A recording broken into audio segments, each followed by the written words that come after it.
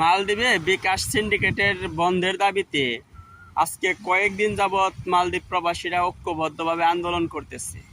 সবাই রাস্তায় নেমে গেছে অলরেডি, কিন্তু কোনো লাভ হচ্ছে না। লাভ হবে কিভাবে? বাংলাদেশের সরকার যদি উদ্যোগ গ্রহণ না করে, বাংলাদেশের হাই কমিশনার যদি উদ্যোগ গ্রহণ না করে, কোনো ব্যবস্থা না নেয়, তাহলে কি কোনো লাভ হবে? তো বাংলাদেশের সরকার কি দেখে না? বাংলাদেশের হাই কমিশনার যারা আছে মালদ্বীপে, যারা দায়িত্বগত আছে, তারা কি দেখে না? এই যে 1.5 থেকে 2 লক্ষ শ্রমিক এত আন্দোলন করতেছে, এত কষ্ট করতেছে, এত পরিশ্রম করতেছে, তারা কি এগুলা দেখে না? নিজের উপার্জিত টাকা মানুষ খেয়ে ফেলতেছে, এটার সাথে কষ্ট কি আর কিছু আছে? তারপরেও বাংলাদেশের সরকার কেন এখনো চুপ, কেন কোনো ব্যবস্থা নিতেছে না, এটা বুঝতেছি না। মালদ্বীপের যে সরকার আছে, মালদ্বীপের যে কিছু কিছু আপনার লোক আছে, তারা কিন্তু আমাদের জন্য কষ্ট করতেছে। তারা মনে করেন যে অলরেডি বলতেছে তারা ব্যবস্থা গ্রহণ কর, কারণ তোদের উপার্জিত টাকা, তোদের কষ্টের টাকা যদি দেশে যে না পাঠাইতে পারিস, সিন্ডিকেটের মাধ্যমে যদি মানুষ খেয়ে ফেলতেছে, তাহলে তোরা কষ্ট করে লাভ কি? তোরা যে কোনোভাবে এর একটা প্রতিবাদ কর।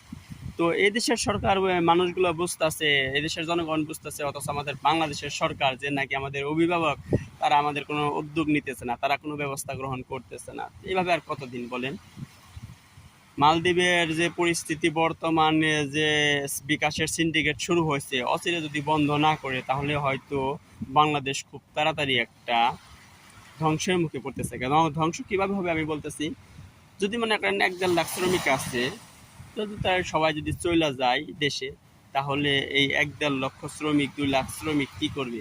অবশ্যই তাদের কর্মস্থান, বাসস্থান, খাবার দিতে হবে। এটার জন্য দেশের জন্য বড় ধরনের একটা ধাক্কা লাগবে। দেখেন, এখনো সময় আছে, সরকার যে কোনোভাবে একটা উদ্যোগ গ্রহণ করুক। অবশ্যই কোনো না কোনোভাবে সিস্টেম তো আছে। এখনো যদি এই সিস্টেম চালু না করে, এখনো যদি বাংলাদেশে এখান থেকে টাকা ভালোভাবে ব্যাংকে না পাঠাতে পারি, তাহলে মালদ্বীপ থাকার কোনো ইচ্ছে থাকবে না, সবাই চলে যেতে হবে দেশে। তো সরকারের কাছে অনুরোধ করতেছি, আপনি যে কোনোভাবে একটা সিস্টেম করেন।